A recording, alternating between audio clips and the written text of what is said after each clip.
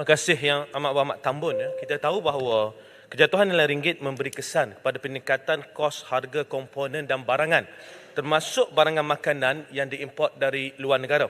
Ini bermakna dalam sektor perkilangan dan pembuatan, kos pengeluaran akan meningkat kerana kos import bahan mentah yang lebih tinggi.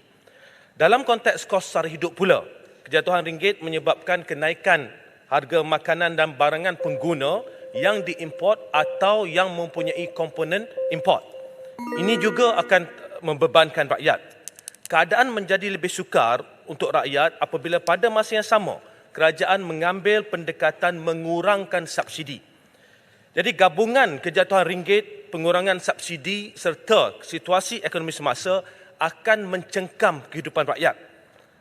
Apakah tindakan kerajaan bagi memastikan rakyat tidak sengsara dengan kenaikan kos sara hidup? Itu satu soalan saya. Yang kedua tadi, Yang Amat Berhormat Tambun menyebut tentang OPR. Jadi soalan kedua saya, adakah kerajaan menjagakan bahawa kadar OPR akan meningkat lagi dalam jangka masa terdekat? Terima kasih. Terima kasih, Pak Menteri. Saya setuju dengan saranan Putrajaya tentang kenyataan bahawa ada kesan daripada inflasi import, imported inflation. Kerana kita masih import barang makanan yang agak tinggi, termasuk yang feedlot. Dan ini menyebabkan kos mungkin meningkat. Tapi ini dipantau oleh kementerian yang berkenaan. Seperti mana kita lihat, masalah ayam dan telur tidak separah tahun lalu. Ini tahniah kepada pegawai di kementerian berkenaan.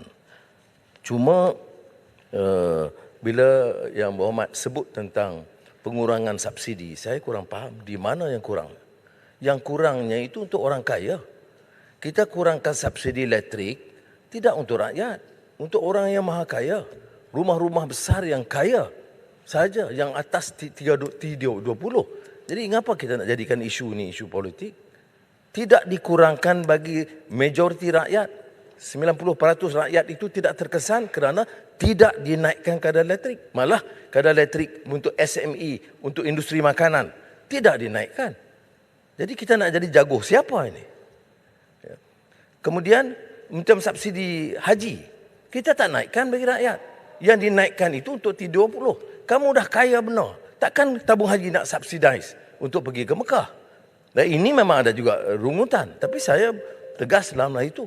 Kita mesti kurangkan subsidi, tidak bagi rakyat. Setakat ini saja yang kita kurangkan. Tak ada pengurangan subsidi lain. Yang disahibahkan sebagai kempen politik, kurang subsidi mana? Tak boleh pun, kurang subsidi untuk orang kaya pun tak boleh. Nak ambil 50-60 juta daripada Tan Sri Zat Mokhtar pun tak boleh. Ini apa punya dasar begini? Saya terpaksa ambil daripada orang kaya supaya tidak bebankan orang miskin. Itu pun kadar yang agak minimal lah. Kalau kos, kalau haji itu kos. Tabung haji tidak dibenarkan mengambil untung.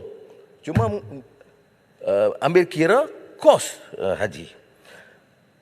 Soalan yang berikut, Yang Berhormat, tentang OPR seperti kita tahu daripada masa kerajaan dahulu, Barisan Nasional dan Perikatan Nasional, OPR ini diputuskan sepenuhnya oleh Bank Negara kerana itu undang-undang yang dibuat oleh Yang Berhormat dulu. Dan cuma setakat ini dalam kerajaan perpaduan baru sekali naik ketimbang tahun lalu di bawah pemerintahan Yang Berhormat 4 kali naik. Jadi setakat yang saya boleh gesa, Bank Negara harus teliti bukan saja isu monetary, kewangan, tetapi juga fiskal dan juga keyakinan keseluruhannya. Tapi seperti mana saya jawab awal tadi, kita harus juga terima kenyataan. Kenaikan OPR seperti yang berlaku di Singapura itu akan membantu mengurangkan, memperkukuh nilai mata wang. Terima kasih. Kuala Selangor.